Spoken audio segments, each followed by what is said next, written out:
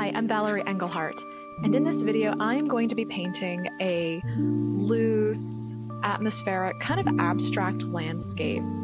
Right now I've grabbed an oil fan brush and I've sprayed my paper on the front and the back, and I've got some Lunar Black by Daniel Smith, and I am just going in with thick, juicy pigment on the damp paper and spreading it around on the upper third. This is because I don't want my horizon line to be right smack dab in the middle of my paper. So I've gone ahead, moved it up a bit, and I'm just pushing pigment around because I'm going to be spraying it. So pick up the paper, turn it upside down, grab the spray bottle, give it some loose, the fat drops. Like I've got that nozzle spun out, so it's not a fine mist, it's kind of dropletty. And I'm just going to hold the paper up for a little while, let that drip, let those rivulets form. And so while that drips, I'm going to tell you a little more about the scene. So this is based off a photograph I took while sitting, well, I think we'd gotten on the train at that point, but it was at Icicle Station at Leavenworth in Washington State. We had gone there for kind of Christmas. It was after Christmas, but before New Year's. Went there with my family, had a great time, and the train takes off like right before sunrise. And so I got this lovely woodland picture. The snow looks blue, and it's dark. It's still dark outside. So I went, oh, okay, this will be great for black paint. And I do pull out some blue paint. So this painting is done with two colors, both by Daniel Smith, the Lunar Black and Mayan Blue Genuine, which is one of my favorite blues, but it has been so long since I used it. Now I'm just spritzing again, holding the paper to the side, letting it drip. You can see that texture forming. This paper is a cellulose cotton paper, I think, or maybe it's all cellulose. It's an inexpensive paper. Gosh, I think I got it for like $6 for the pack. And it was buy one, get one free. I got it for a steal. It's a Fabriano 1264. And I'm just playing around to see what this technique looks like on this inexpensive paper. Because I know what it looks like on 100% cotton smooth press. What is that? Hot press. The hot press paper. But I'm still figuring out how it works on this kind of a cold press student grade paper. So now that I've got my background down kind of how I like, I've pulled out a liner brush and it's clean, there's no paint on it, and I don't know, I'm just using whatever's already on the paper and moving things around to give a greater suggestion of like branches and trees.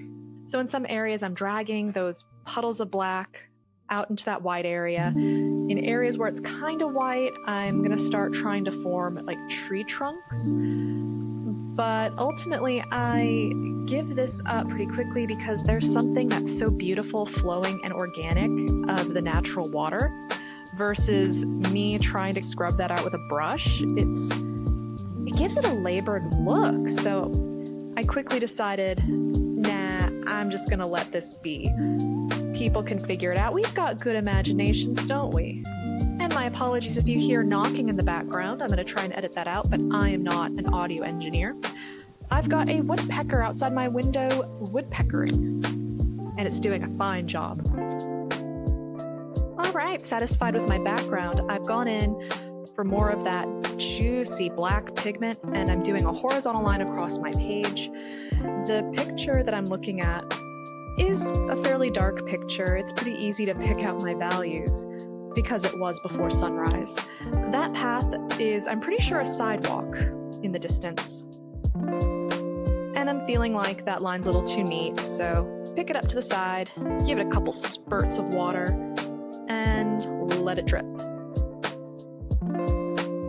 Definitely keeping like a paper towel handy. On my chair behind me is a full-size towel because I know how wet and messy this can get. And honestly, I should be wearing an apron. All right, second verse, same as the first. Or second, really? I'm doing another horizontal line. This one's gonna be thinner. This one is, I'm not really sure what this is. It could be another sidewalk. But along this line are like these statue art installation metal things. And you'll see as we go, I mean, you clicked on the thumbnail. So there are these like a row of bikes, but they're not literally bikes. They're like some sort of I don't know if it's a place where people are supposed to hook their bikes, which is odd because even though it's near the train station, this train station is kind of in the middle of nowhere. Like, we left from Everett, and the Everett train station had like, it was a big building, there's like a little cafe, you can get your coffee, some snacky doos, and you're inside. Whereas at Icicle Station, they drop you off super early if you've ordered like a shuttle, and you're in a hut. It's a hut with heat, but it's a hut. So I don't imagine anybody is just parking their bike out here and leaving, because it is a bus ride to get into town. So I can only guess it's an art installation. I'm grabbing a flat 2-inch brush, and I am covering that foreground in water and softening that one horizontal line. But the reason I'm putting down a lot of water is I want to do another like spattery technique where I let the pigment flow and separate.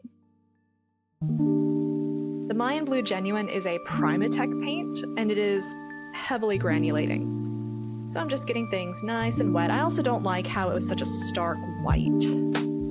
So by grabbing some of that pigment, it lets it flow, it tones down that value a bit. But now I'm going into my Mayan Blue off to the side, and I'm going to pull in a little bit of that Lunar Black too, because I don't want it to be just such a stark blue. And I just threw it on, just wham. Look at how it's flowing. That's because I've got so much water on that paper. And that's okay. I want to see what will happen. So I've just got my paper up to the side. It is super wet. All of that water is dripping onto my desk, and that's fine. My desk can handle it. Don't wear any white sweaters for this. But look at how those textures are starting to bloom, especially down in that lower corner. Oh, it looks so cool. I've lost my lines a bit, so I'm just lightly touching those up in a few spots. I don't like continuous homogeneous lines. I do like them to be a little broken up and varied. And so this technique works very well for that. Clearly, I don't think I've made enough of a mess yet. I'm trying to throw some more pigment on, but the paint is too thick. I'm getting a few drops, but if the paint's too thick and you flick it, it's not going to come off the brush. It's going to stick on. And so I realized that and just dot it in a couple places, grab the spray bottle, and go at it again. But be careful, don't spray too much or you're just going to wash all the paint off. Just give it a couple little spurt, drop, drop, and let it go. And you could be holding that piece of paper for a good 30 seconds, even a minute. Hold it as long as you can until you see it stop. Like where the pigment stops, especially these granulating pigments, because you can actually see the granules. Now I'm holding it upright because in the foreground, the snow in my picture, it has these more like vertical marks. And so having that paint drip that way is organically creating that texture without me having to go in and mess with it. All right, I'm laying my paper flat, quote unquote flat. That bottom is still pretty buckled, but that buckling is really working for my favor because that means as it's drying, I'll start to get little blooms and things. It's still creating those rivulets. So that works super well for me.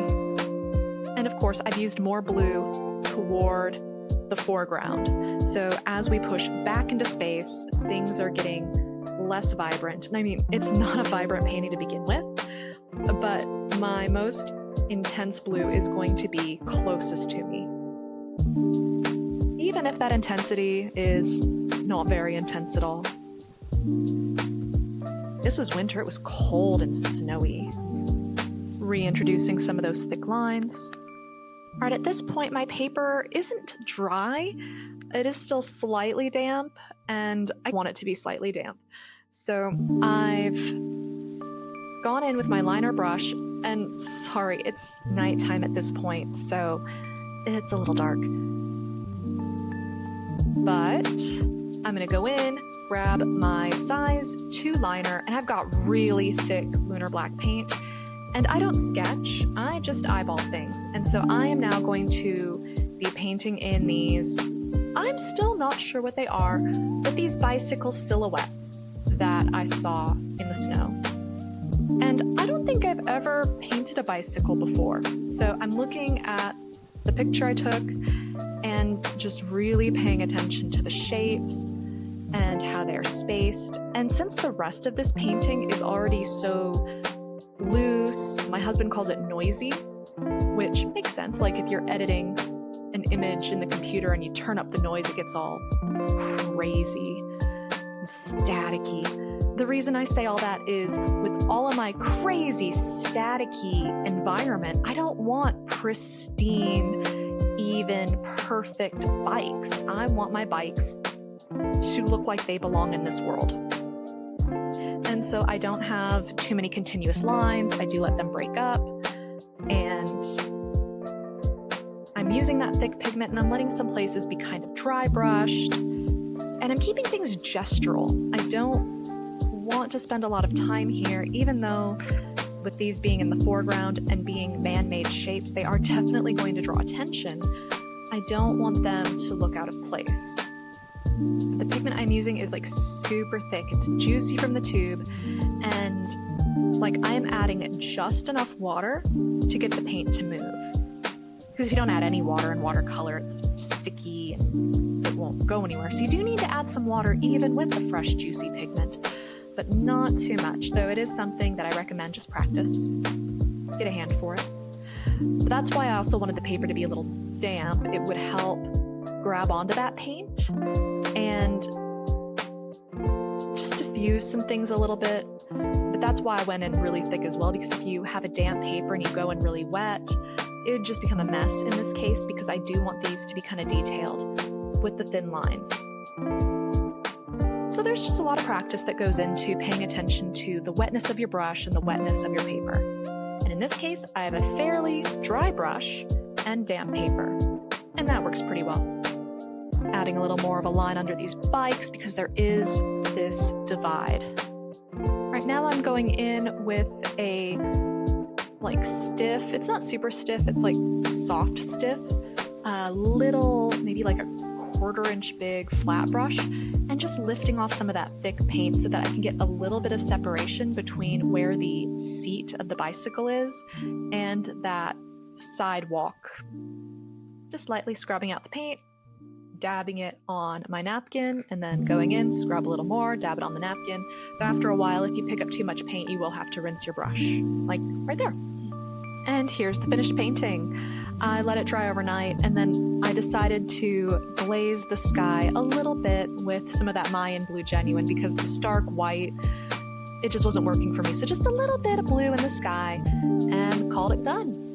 So anyway, if you like this video, let me know in the comments or press that like button so I know to make more like it. And if you want to see more, subscribe, because I make videos every Monday and Thursday. Thanks so much for watching. I'll catch you next time. Bye.